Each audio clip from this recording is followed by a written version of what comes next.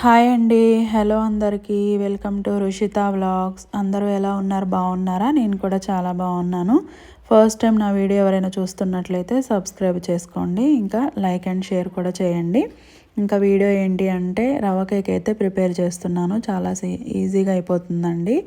దీనికైతే బొంబాయి రవ్వ ఒక కప్పు తీసుకొని మిక్సీ పట్టేసుకోవాలన్నమాట. మిక్సీ పట్టుకున్న ఇంకా పౌడరు ఒక బౌల్లో వేసుకొని షుగర్ అయితే 1/4 కప్పు తీసుకోవాలండి. 1 కప్పు బొంబాయి రవ్వకి 1/4 కప్పు షుగర్ అయితే ఖచ్చితంగా తీసుకోవాలి. కొలతల ప్రకారం తీసుకుంటే చాలా బాగా వస్తుందండి కేకు. ఇంకా ఇది కూడా మిక్సీ పట్టుకొని బౌల్లో వేసుకోవాలి. ఇంకా నెక్స్ట్ వచ్చేసి బేకింగ్ సోడా ఇంకా బేకింగ్ పౌడర్ అనమాట.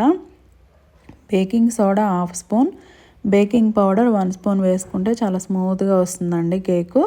చాలా బాగుంటుంది. ఇంకా అందులోనే మనం 1/2 కప్పు వరకు అయితే నేనైతే ఆయిల్ వేసాను. ఇంకా వచ్చేసి వెనీలా ఎసెన్స్ ఉంటే యాడ్ చేసుకోండి, లేదు అంటే యాలకులైనా వేసుకోవచ్చు. స్మెల్ కోసమే కాబట్టి చాలా టేస్టీగా ఇంకా స్మెల్ కూడా చాలా బాగుంటుందన్నమాట. ఇంకా చివరిగా అయితే మనం మిల్క్ అయితే యాడ్ చేసుకోవాలి. ఇవన్నీ మిక్స్ చేయాలన్నమాట. బాగా ఉండలు లేకుండా మిక్స్ చేసుకోవాలండి. ఇంకా 1 కప్పు వరకు అయితే పాలు కూడా పడతాయి అన్నమాట. ఇంక బాగా వేసుకొని ఇలా మిక్స్ చేసుకుంటూ ఉండాలి.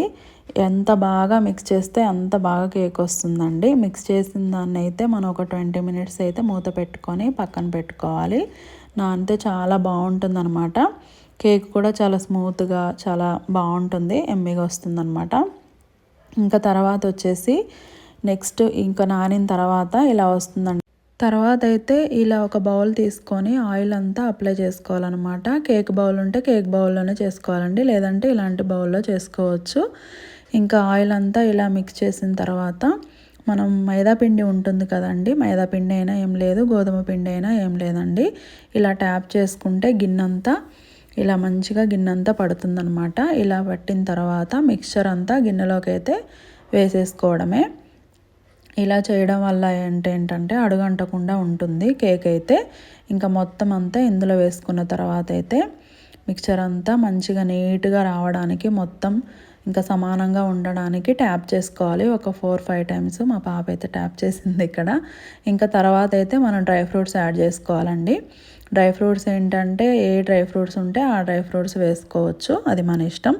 ఇంకా తర్వాత ప్రాసెస్లోకి వెళ్ళిపోదామండి. ఇంకా పెద్ద గిన్నె ఉంటే గిన్నె అయినా పెట్టుకోవచ్చు అండి, లేదు అంటే కుక్కర్ అయినా పెట్టుకోవచ్చు. ఇంక ఇలా అయితే పెట్టేసుకోవాలన్నమాట. స్టాండ్ పెట్టేసి లోపల అంచులకి ఆనకుండా పెట్టాలండి గిన్నె కూడా. ఎందుకు అంటే ఆనితే ఏంటి అంటే వాటర్ వచ్చేసి కేక్ పాడవుతుంది.